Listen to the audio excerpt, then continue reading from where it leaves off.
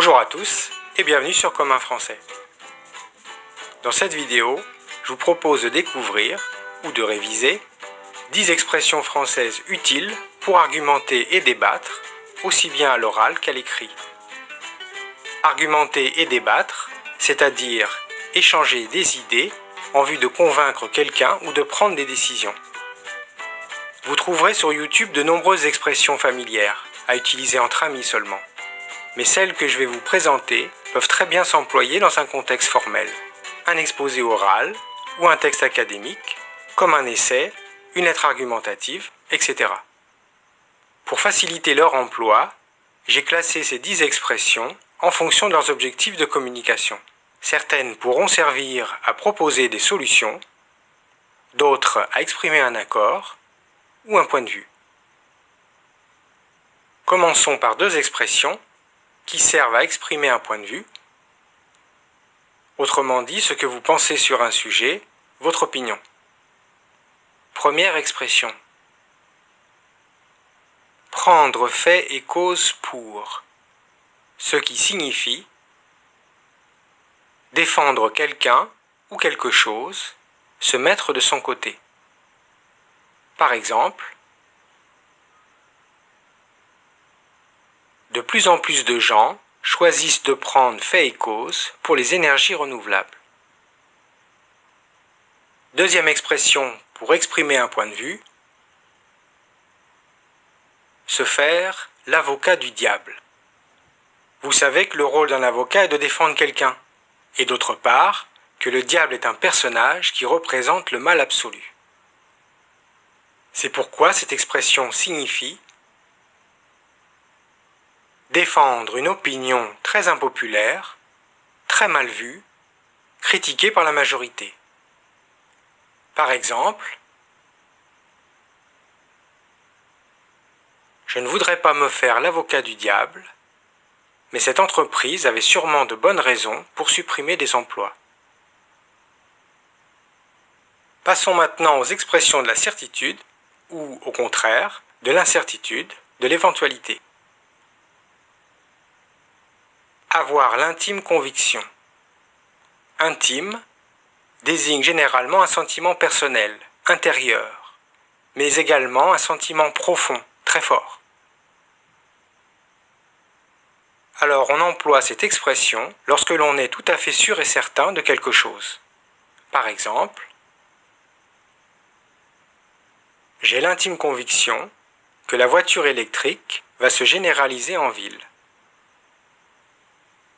Deuxième expression de la certitude, ou plutôt dans ce cas, de l'incertitude. Apprendre avec des pincettes. Les pincettes sont cet instrument qui servent à saisir des objets très petits, qu'il faut manipuler avec précaution. D'où le sens de l'expression. On l'emploiera notamment pour parler d'un fait qui n'est pas certain, qu'il faut considérer avec prudence, en faisant très attention. Par exemple,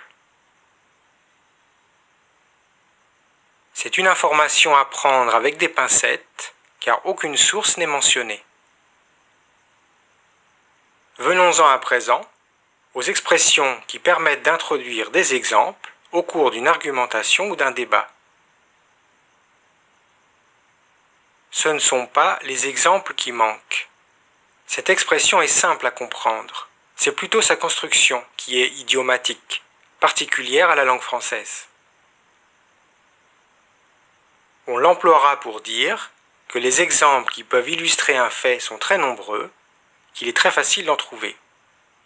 Par exemple, mais observez les incivilités dans notre vie au quotidien. Ce ne sont pas les exemples qui manquent. L'expression suivante est plus complexe, y compris pour les Français eux-mêmes. C'est l'exception qui confirme la règle. Vous savez que les règles de la grammaire française comportent de nombreuses exceptions. Par exemple, on doit accorder les adjectifs en genre et en nombre, c'est la règle, sauf certains adjectifs de couleur, comme orange ou marron, qui sont ainsi des exceptions. Que signifie alors notre expression ?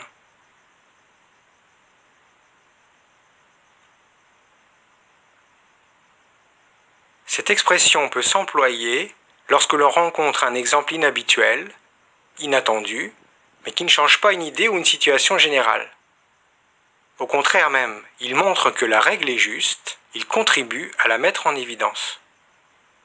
Par exemple, le tourisme à Paris se porte bien, mais c'est l'exception qui confirme la règle. L'année a été difficile pour la France. Au cours d'un débat, vous pourrez avoir besoin de proposer des solutions, et notamment une solution de rechange. Rechange étant synonyme de remplacement. L'expression désigne alors une deuxième solution prévue au cas où la première serait inefficace, voire nocive. Un plan B si vous voulez. Par exemple, face au récent cas de décès, on peut se demander si la cigarette électronique est une bonne solution de rechange au tabac. Vous pourriez suggérer également de prendre le mal par la racine. Prendre le mal par la racine. Vous savez sans doute ce que sont les racines d'un arbre. Ainsi, prendre le mal à la racine, c'est s'attaquer directement à la cause, à l'origine d'un problème, pour qu'il ne se reproduise plus, pour le régler définitivement. Prenons un exemple. Face au piratage, il faut prendre le mal à la racine en s'attaquant directement au site de téléchargement. Pour terminer, voici deux expressions pour exprimer un accord ou un désaccord. Trouver un terrain d'entente. Entente vient du verbe s'entendre. S'entendre avec quelqu'un, c'est se comprendre et de là, trouver un accord. Ce qui explique le sens de l'expression. Trouver un terrain d'entente, c'est trouver une base sur laquelle un accord entre personnes est possible. Par exemple, les loisirs sont souvent source de conflits avec les enfants et il n'est pas facile de trouver un terrain d'entente. Une dernière expression. Suivre quelqu'un sur un plan. Plan signifiant ici un côté, un aspect d'une question ou d'un problème. Si je suis quelqu'un sur un plan, c'est que je suis tout à fait d'accord avec cette personne, que je partage son opinion. Par exemple, je ne vous suis pas sur ce plan. Je pense au contraire qu'il est possible de changer les mentalités. Voilà.